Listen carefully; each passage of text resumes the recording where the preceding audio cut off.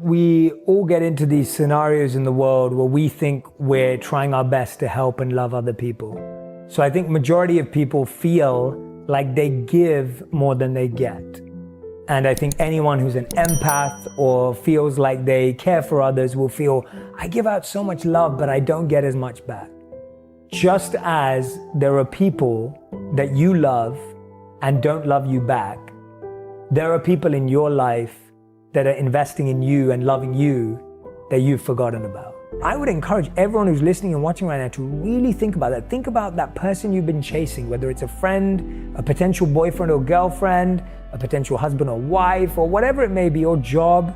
And then ask yourself, has someone ever chased you in life? Or has someone ever pursued you in life? Or has someone ever tried to love you in life and you didn't even give them a time of day? The answer is true. I can agree with it. I can completely agree with that. There are people in my life who have done more for me than I could even begin to try and do. And that isn't just parents and family members. I'm talking about people professionally that I just can't repay. You will always get the love you give out. You will always get it back. Or whatever you give out, you will always get it back. You just won't get it back from the same people you give it to. That I may have caused hurt to people and they may not have hurt me back, but I've received hurt from people that I never hurt.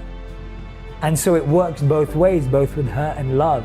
And when you see it on both ends, and that's ultimately karma in a tiny nutshell, it's completely grounding in saying, yeah, let me take a real look at my life and where those blind spots are about who I'm not being grateful to, who I'm missing, who I'm not expressing thanks to. Everyone needs the feeling that they can just come up for some air.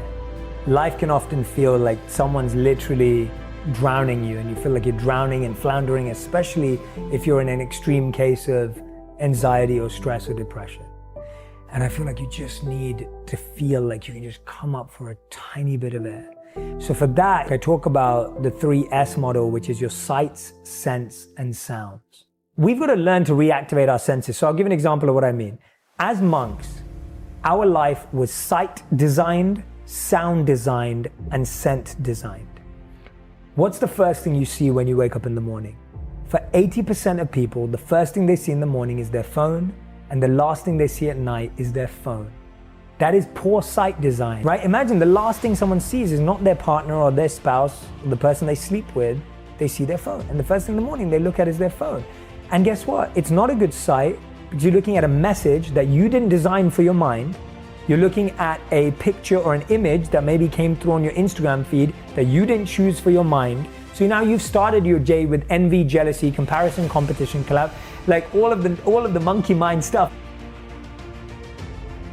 The monkey mind's like, yeah, we're ready to go. And now you've started the day with the monkey mind. So my advice is, start your day with a quote that you love. Start your day with a picture of someone that you love or your family. Start your day with a work of art that inspires you. Start your day with seeing the first thing that you see. Make it so closely connected to your soul and your goal and your purpose that your monk mind naturally comes alive. So as monks, the first thing that we saw was sometimes a teaching that we'd keep next to us. It might be a spiritual text where I just ripped it out of a book and stuck it there next to my bed so I woke up to that. Just wake up to something that you actually want to see when you wake up and make it intentional and make it focused. It could even be a reminder on a sticky note. I remember for a long time, I had one when I was a monk that said, I am not this body. Just to disconnect from the fact that I was more than this body. And because we didn't have mirrors in the ashram, it was very easy to forget I was this body. Or I've had other ones that say to me, I'm exactly where I need to be. And I've read that in the morning. And that just reminds me, because so often I wake up feeling anxious that I'm behind on my day or I'm late. And then I actually make up a mess. Whereas if I read, I'm exactly where I need to be, and I remind myself I can start my day there. So that's sight. And that's simple, easy for anyone to do. You don't have to change your mind, you don't need to meditate, you don't have to do anything. The second one is, let's talk about scent design. If you think about it, whenever you go into a spa or a massage space or whatever they're called, or a resort, you can always feel relaxed from the moment you walk in just through the power of scent. It could be the most basic room in the world, but a scent can literally illuminate a whole room.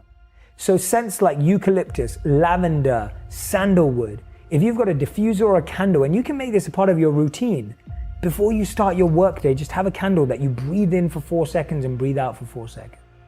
Have a diffuser in your room that just makes you feel calm as soon as you walk in. One thing I've been doing is putting eucalyptus drops into my showers and turning into a natural steam, and I just feel like completely relieving all my sinuses and feeling calm. These are just really practical things you can do to just ease yourself into it. And the third one's sound. This one's so powerful. Sound is underestimated because now we just have music playing all the time in the background, and the music may not even be intentional, and the lyrics are all over the place, and you've got instruments that are not being played well or in harmony, and you get a pump or like a boost out of it. And I learned about sound in the ashram, and we had sound design. We would wake up to nature sounds. And nature's so aligned with your body and mind. If you look at nature, if you breathe in with the ocean, your breath will just be exactly where it needs to be. If you allow yourself to just be present with the wind, you'll feel your body just slow right down and be calm. Nature just has this amazing way of teaching so many lessons. And so when I lived in New York City, I often found myself getting exhausted, and I started looking into it. And I was thinking, what is it? I work out, I do all this stuff. And I realized that, especially in New York, we deal with a lot of insignificant sound. Something called cognitive load, where your brain is processing irrelevant, insignificant sound of trucks, horns, construction work, and drilling. And so when your ears are trying to make sense of insignificant sound, you're losing energy in an irrelevant way. And so sound design means every room in your home, have a song that plays or music that plays in that room that gives you the feeling you want it to have. Another easy way to do that is before you start work or while you're working, have a song or a playlist that really gets you into the mode that you want to be in when you're doing that. Sound is a beautiful accomplice to any activity you want. So those are 3 simple ways that anyone starting today can bring the ashram to their home by sight, scent, and sound design, because that's how our lives were designed.